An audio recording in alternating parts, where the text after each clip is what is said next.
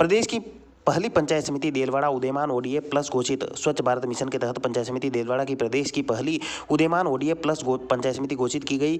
प्रधान कसनी गमेती व विकास अधिकारी सविता टी को उदयमान श्रेणी में ओडीएफ प्लस किए जाने का प्रमाण पत्र देकर इसकी घोषणा करते हुए विधानसभा अध्यक्ष डॉक्टर सीपी जोशी ने प्रमाण पत्र दिया। जिला परिषद सीईओ उत्साह चौधरी ने बताया कि स्वच्छ भारत मिशन के तहत जनवरी 2022 में पंचायत समिति देलवाड़ा व खमनौर में कीचड़ फ्री सर्वे करवाया था। सर्वे में गूगल फॉर्म के माध्यम से ग्राम विकास अधिकारियों ने ऑनलाइन किया था। राजस्थान सरकार ने एक स्कीम जारी करी है अभी ओडीएफ का दूसरा चरण। पहले हम लोगों ने घर घर शौचालय बना के ओडीएफ किए थे।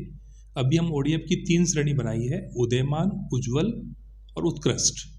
तो हम लोगों ने देलवाड़ा ब्लॉक को उदयमान श्रेणी में अर्थात लिक्विड को लेकर के जो लिक्विड वेस्ट मैनेजमेंट होता है उसके तहत हमने बेस्ट काम किया है और प्रत्येक गांव को ऑनलाइन जियो टैग करा करके राजस्थान का पहला ब्लॉक घोषित किया है।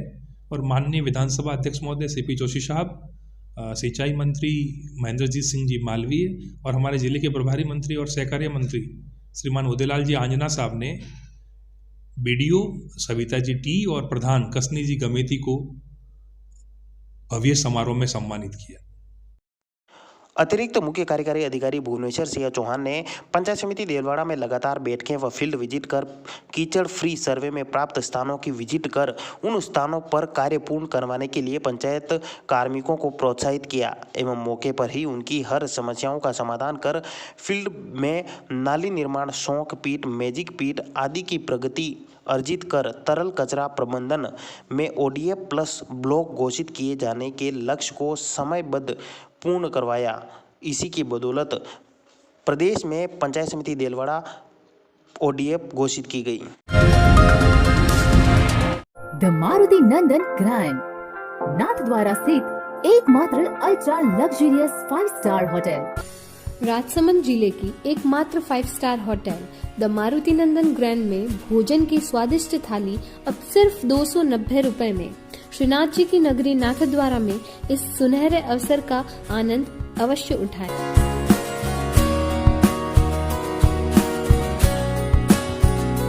मारुति नंदन ग्रैंड, थिंक नाथद्वारा, थिंक नंदन ग्रैंड।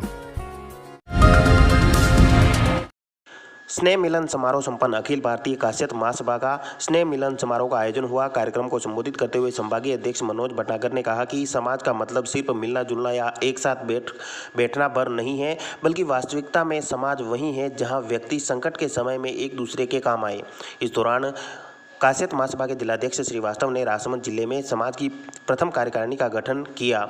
इसके तहत संरक्षक डॉक्टर SML राय, रमाकांत माथुर, उपाध्यक्ष राजीव भटनागर, राकेश श्रीवास्तव, सचिव प्रकाश माथुर, सह सचिव नीरज माथुर, कोषाध्यक्ष अजय चौधरी, संगठन सचिव दीपक माथुर, सांस्कृतिक सचिव बीना माथुर, शिल्पी चौधरी, साहित्य सचिव संगीता श्रीवास्तव, प्रमीला माथुर, मीडिया प्रभारी प्रमोद भटनागर, अंकुर श्रीवास्तव, महिला प्रकोष्ठ अनीता माथुर, युवा प्रकोष्ठ पीयूष राय, कार्यकारिणी सदस्य अरविंद श्रीवास्तव, हरे सक्सेना, समीर सिन्हा को मनोनीत किया गया। इस दौरान बड़ी संख्या में सदस्यगण मौजूद थे। 9 वर्षीय बालक के साथ ज्यादती करने पर आजीवन कारावास की सजा। पोक्सो कोर्ट ने 9 वर्षीय बालक के साथ ज्यादती के आरोप में 20,000 रुपये अर्थदंड के साथ आजीवन कठोर कारावास की सजा सुनाई है। पोक्सो कोर्ट के न्यायाधीश सुनील पंचोली ने 1 साल पुराने मामले में प्रकरण की सुनवाई करते हुए बालक के साथ ज्यादती करने पर आजीवन कारावास की सजा सुनाई। 9 वर्षीय बालक के साथ अप्राकृतिक मैथुन करने के आरोपी शहजाद साईं उर्फ सलिया उर्फ सल्लू को आज पोक्सो न्यायालय द्वारा 20 वर्ष के कठोर कारावास तथा 33,000 रुपये जुर्माने की सज़ा से दंडित किया गया।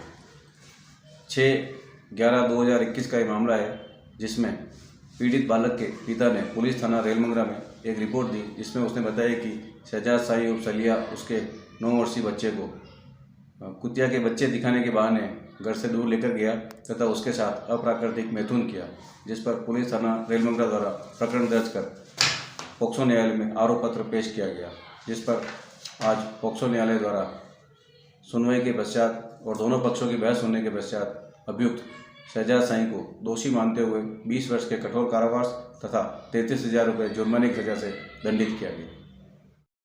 विशेष अभियोजक राहुल चन्नारे ने बताया कि आरोपी सल्लू साई को धारा 363 के तहत 3 वर्ष का कठोर कारावास तथा 3,000 रुपये का जुर्माना, धारा 377 के तहत 10 वर्ष का कठोर कारावास तथा 10,000 रुपये का जुर्माना व पॉक्सो एक्ट के तहत 20 वर्ष का कठोर कारावास तथा 20,000 रुपये का जुर्माने की सजा सुनाई। एपीपी राहुल चन्नारे ने बताया कि 6 नवंबर 2021 को पीड़ित बालक के पिता ने थानाधिकारी पुलिस थाना रेलमंगरा के समक्ष लिखित रिपोर्ट पेश की। कक्षा 5 में पढ़ रहे पुत्र के साथ दोपहर 3 बजे शहजाद उर्फ सलिया पड़ोसी के घर के पीछे कुतिया के बच्चे दिखाने की बात कहकर लेकर गया, जहां पर शहजाद उर्फ सलिया ने उसके साथ अप्राकृतिक मैथुन किया। वह रोने लगा तो शहजाद ने कहा कि कुछ नहीं होगा। फिर शहजाद उसे छोड़कर वहां से मौके से फरार हो गया। इसके बाद पीड़ित ने थाने में रिपोर्ट दी थी।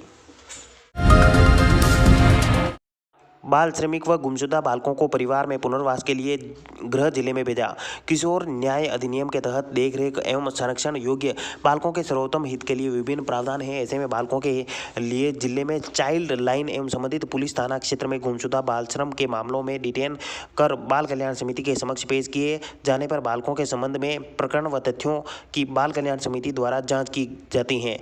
समिति के समक्ष 2 प्रकरण जिसमें बाल श्रमिक तथा एक गुमशुदा बालक नाथद्वारा थाना क्षेत्र में मिले, जिसमें एक बालक भिलवाड़ा क्षेत्र का होकर बाल श्रम कराए जाने एवं एक अन्य बालक जो बिहार राज्य का होकर एक ट्रक पर काम के लिए लाया गया, जिसे नाथद्वारा क्षेत्र में छोड़ दिया गया, जिस पर रेन बसेरा में सुरेश पवार द्वारा जानकारी दी गई, जिस पर नाथद्वारा थाना द्वारा विगत दिवस समिति के समक्ष पेश किया, जहां पर पुनर्वास के संबंध में बैठक हुई और इसके बाद दोनों बालकों को उनके गृह जिले में भेजा गया।